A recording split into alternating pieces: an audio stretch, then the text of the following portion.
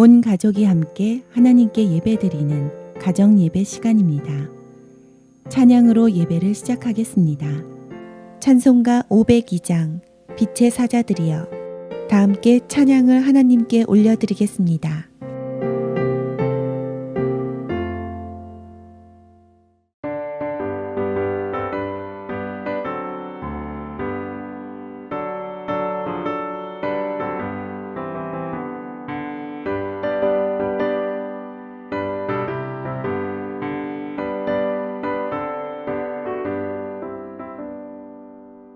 빛의 사자들이여 어서 가서 어둠을 물리치고 주의 진리 모르는 백성에게 복음의 빛 비춰라. 빛의 사자들이여 복음의 빛 비춰라. 죄로운 밤 밝게 비춰라. 빛의 사자들이여 선한 사역 위하여 힘을 내라. 주와 함께 하시겠네. 주의 크신 사랑을 전파하며 복음의 빛 비춰라. 빛의 사자들이여 복음의 빛 비춰라. 죄로운 밤 밝게 비춰라. 빛의 사자들이여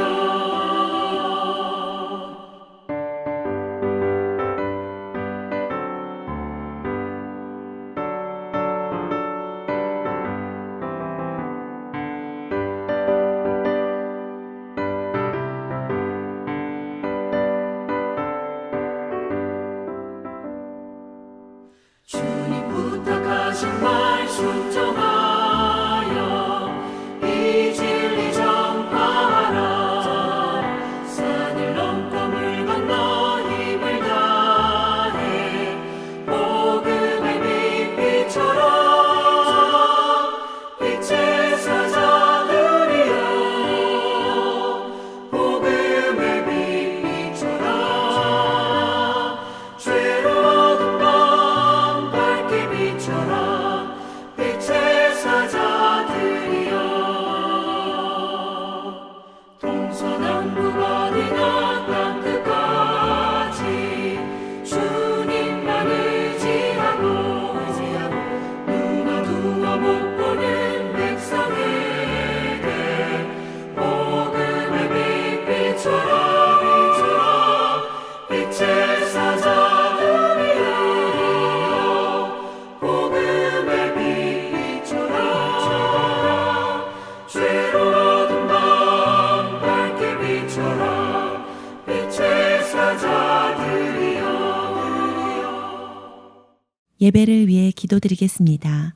인도자 혹은 가족 중 한 사람이 기도합니다.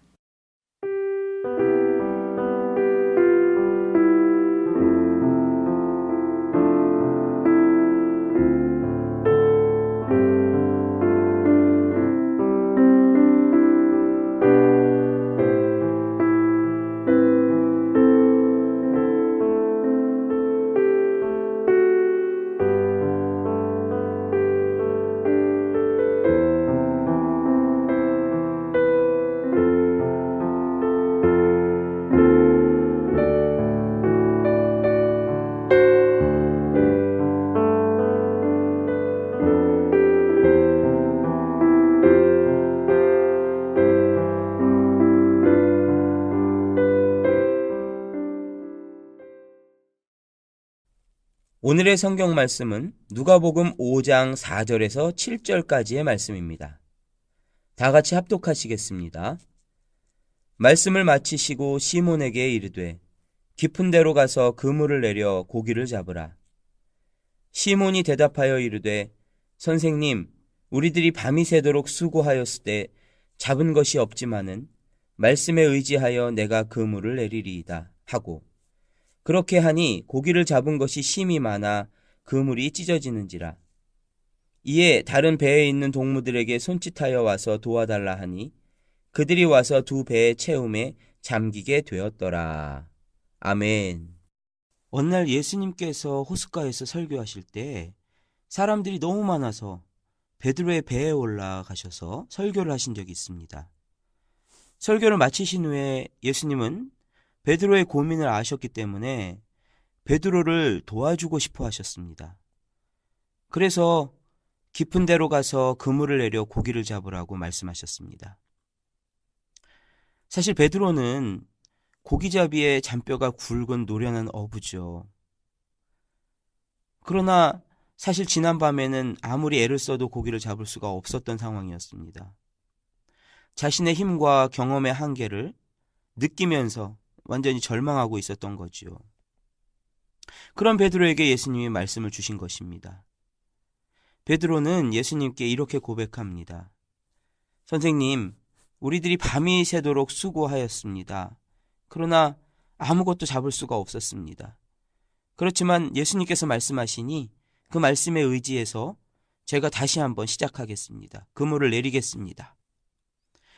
베드로는 예수님의 말씀에 의지해 보기로 결정한 것입니다.